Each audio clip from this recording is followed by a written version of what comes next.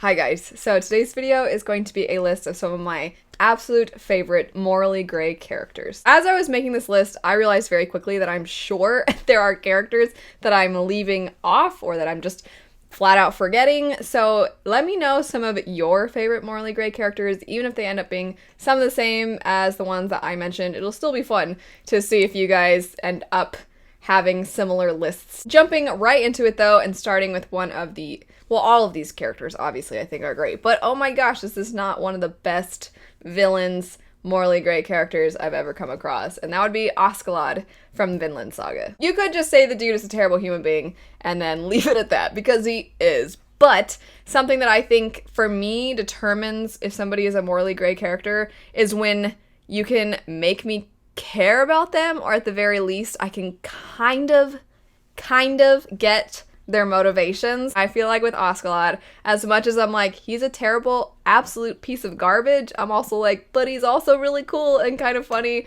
and I sort of see where he's coming from sometimes. Really good morally gray characters are characters that, if you end up liking them, you realize suddenly you might be a terrible person, right? You're like, I really shouldn't like this guy. If I knew him in real life, I would hate Askeladd. But from a viewer/reader standpoint, because there is an amazing anime adaptation of this, I just find him so fascinating. Vinland Saga is actually based around real people in history. It is a Viking story. Askeladd was a real person. Of course, this is a fictional account, but it is based in history, which is kind of cool and adds extra layers to everything. Next up, I feel like you can't talk about morally gray characters without talking about Glocca from the First Law trilogy by Joe Abercrombie. Truthfully, you could talk about basically any of the characters in this series. That's part of why I think it has solidified itself as one of the grimdark greats. Glocca is a character who is somebody who interrogates people for the law, to try and put criminals behind bars, if you will, or to get them to confess certain things. But what makes it so terrible is those interrogations often involve torture, and also he often knows the people he's doing this to are innocent. Overall, for what he does, I didn't think it was over the top, and he's also such an extremely entertaining, fascinating character that you kind of love / want to marry. I just want to be his partner in crime, you know what I mean? The next one would be, I don't have the cover that has Scar on it, but Scar from Full Metal Alchemist. This is a story that follows these two brothers who lost parts of their body / their entire body for one of them because of alchemy. Something went wrong, and now they're trying to restore their bodies. And so there are good guys. They're basically ultimate hero. I have to root for you because you're just so precious and wholesome. I love you so much. That's what the main characters are like. And then throughout the series, you have varying degrees of evil. And Scar is one of those characters where when you first are introduced to him, you're like, this guy seems cool,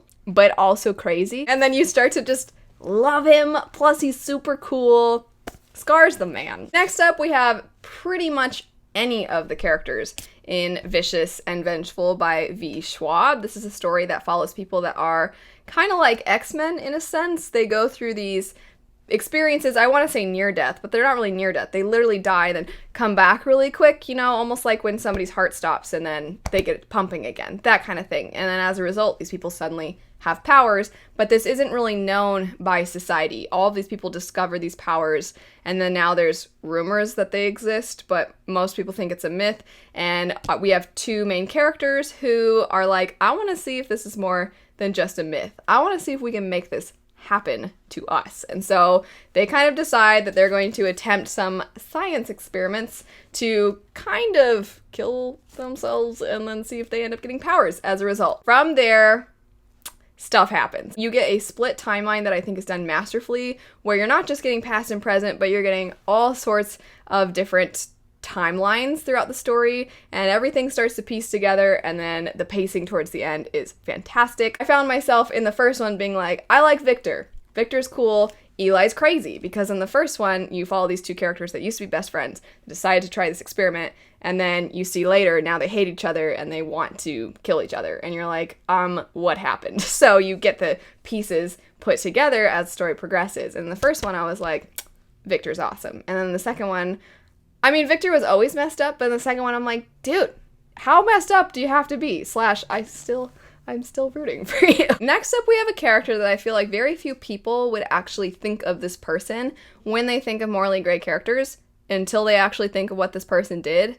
And then they'd be like, oh yeah, that person's actually horrible. And that would be Errol Faun in The Strange the Dreamer duology by Laini Taylor. I can't really go into details as to what goes down with Errol Faun because I feel like the discovery of that is part of what makes this book what it is, but this is a story that it deals with so many extremely heavy themes, one of the main things is what do you expect a society to do? What do you expect the people to do when they have been conquered and oppressed for years? And what is excusable for those people when they're attempting to get their freedom back, essentially? And how do you excuse some of the terrible atrocities they commit in the name of finally not being oppressed, right? That's what we see with this character. And I don't want to say what he does. I don't want to say what goes down, of course, but I just think that I constantly had to rationalize in my head, oh, but this happened. And also the magic of the story, it like messed with his brain, which could be true. You can also have theories as to, was he influenced by magic? Was he not? Was he just so done with all the evil, terrible things that were happening to him and his people? There's a lot of different ways to look at it, but I found myself constantly, I needed to tell myself, like, oh no, this is how it was, to justify the things he does, because otherwise, like, he's a horrible person, but then it's like, but is he? If you read the story, you'll understand. Next up, we have Kaz from the Six of Crows duology by Leigh Bardugo. Kaz is like the edgelord of all edgelords, right? He's like, I'm edgy. I have like the shaved sides of my head with the dark slick back black hair. He's just got that whole vibe. He dresses in dark clothes and he's got like his cane. He just has this whole look and this whole persona. And you're like, oh, it's just a lie, right? Like, he's actually a softie. Except for he's not. He's really not. He's totally ruthless, and he's willing to do a lot of what needs to be done to get what he wants, including, at one point, just, like, ripping somebody's eye out of their head, which I don't even like saying because I have an eye phobia, so that part, I was like, I can't read this part. He's willing to do what needs to be done to get what he wants. And what he wants sometimes isn't necessarily like, I just want good for everyone. He's like, no, I want what I want. Of course, that makes him sound like he's just a straight up villain. He's just a terrible person.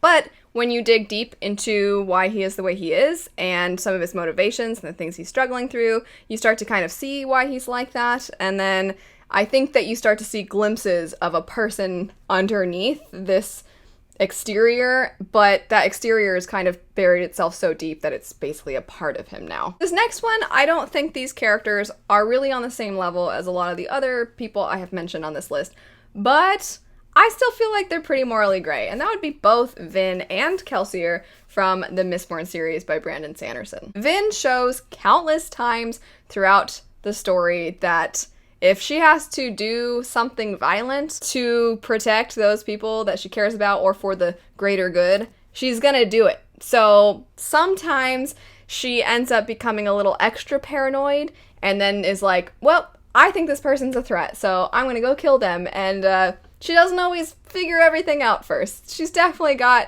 these violent tendencies, but she's still like, I think most of the time when we think about Vin, we think she's awesome, she kicks a lot of butt, and she's cool. We just are like, ah, she's so cool, I want to be like Vin. But Vin's got some issues. On that same topic, Kelsier is this very charismatic, charming leader who wants to help the essentially like slave population of their world, and you're like, well, who couldn't get behind that? That sounds great. Except it's like anybody who's on the other side, in his eyes, like all of them must be evil. He has this huge blanket over all of them, and it definitely clouds his judgment at times, a lot of times, and it's a big part of his character, I think, to start to see if perhaps that's the best way to go about it. I have one more character on this list, and then I have an honorable mention that I feel like most people would have put on their lists, but I'll get into a little bit.